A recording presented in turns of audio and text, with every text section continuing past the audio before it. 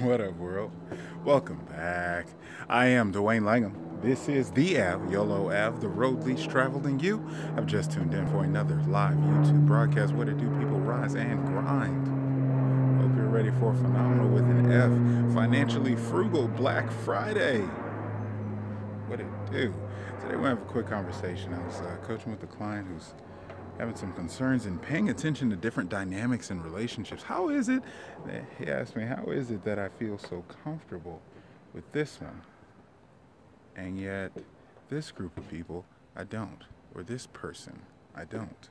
Why is it that I just can't be myself? I've got to put up a facade, a bravado, in order to not lose this person. And yet other people, I can just do me. Feel love, feel at peace, have a good time.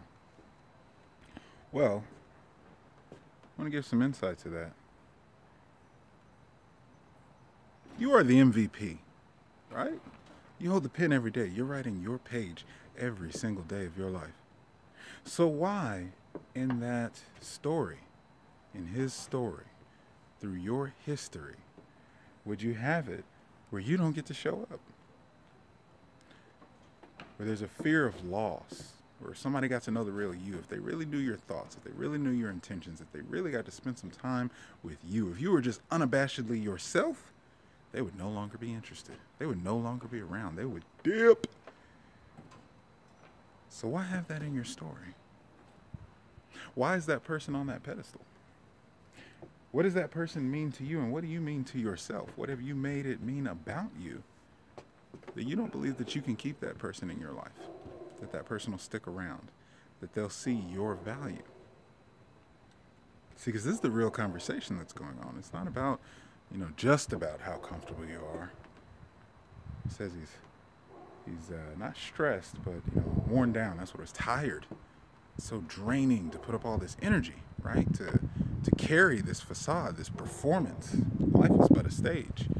How you act with your parents, how you act with your kids, how you act with your partner, how you act with your coworkers, how you act with the opposite sex.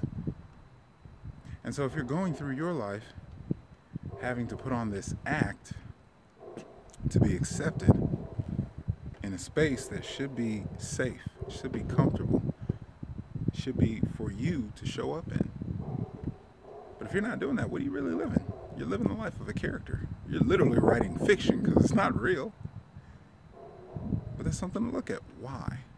What does this person really mean to you? Here's a great question I always give to my relationship dating clients.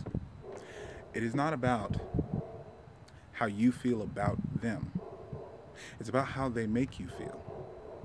See, especially in the early infatuation phases, getting to know somebody, something of interest, you like this, you like that, oh, they're so wonderful, they add so much value to your life. That fades.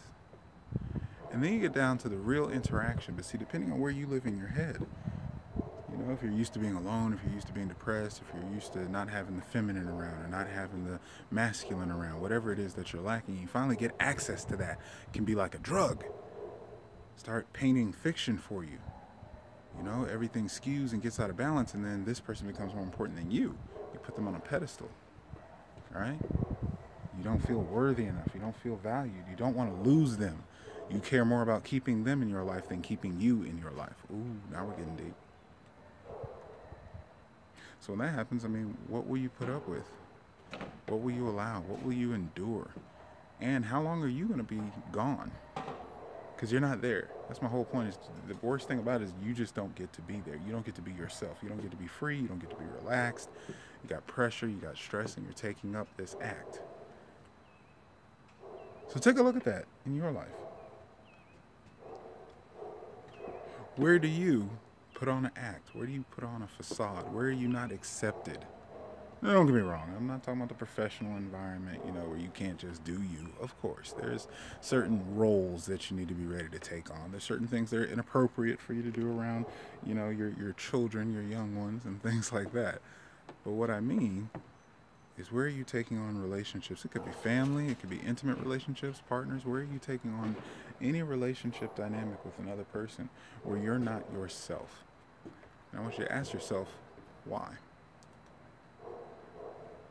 So you get that complete, You get an understanding of your value, what you bring to the table, what you're willing to accept, and who you want in your life, then that becomes more important. Then you get some standards. Then you stay attached to how they make you feel, how they're actually treating you, talking to you, respecting you, valuing you, not how you feel about them. Oh, they're so amazing. They're so awesome. I just love spending time with them.